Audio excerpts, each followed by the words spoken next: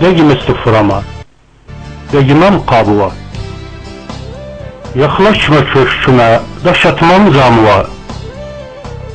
Biz kimiz uyvarık, sen öz babuğa.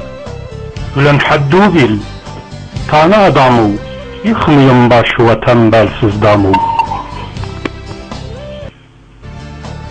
Men sende küfüreyken, ağlama, hüs kal. Aslan yuvasında ağlamaz çapkal. Sökük şarvarva atsav yüz takkal. Sökük şarvarva atsav yüz takkal. Artık dikilmez, dikilse sökülü. Hainin sırtından hıyanet tökülü. Yakıp yıktığımız Irak'ın belini, yakıp yıktığımız Irak'ın belini, sattığımız tarihin, beyrağın dilini, ben sana yad etmem Türkmen dilini. Ben sana yad etmem Türkmen dilini, volkan olup patlar torpağı daşı, yandırıp kül eder kurunu yaşı. Ne oldu da barıştı Türkiye'den sırtlan? Ne oldu da barıştı Türkiye'den sırtlan? Bu sıpsiyah akrep, o sarı yılan. Ettiğimiz Irak'ın servetin talan. Ettiğimiz Irak'ın servetin talan. Tok olmaz gözümüz, torpak tok etsin.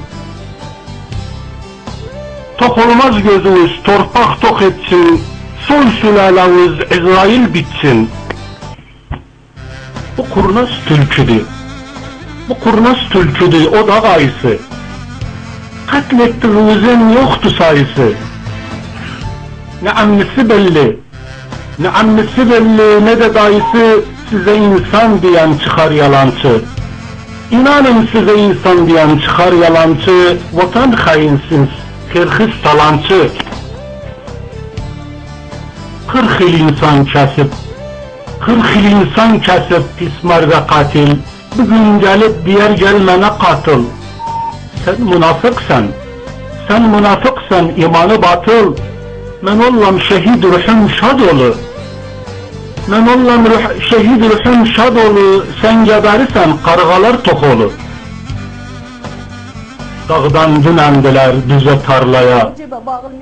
Dağdan dünendiler düze tarlaya.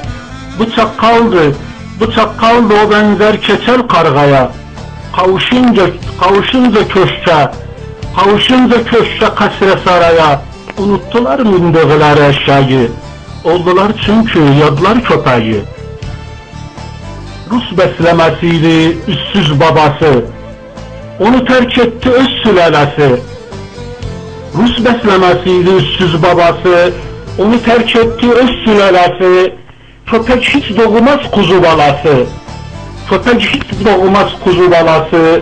Doğsa doğar bir cel ütmundu. Şaşırıp çıldırıp duvara mindi. Dün elim öperdi, ne oldu talzani? Piç oğlu piçsen veled ezzani. Puşt baba Muskofa sattı azanı. Gavura vermeye kalktı Irak'ı, onlardan yeri zilleni şakı. Hoş buldu ortalığı, çekti varvarın, Mehmetçikler gelince soydu şarvarın. Artık ister el öpün, ister yarvarın, acımaz kimse size olsanız harap.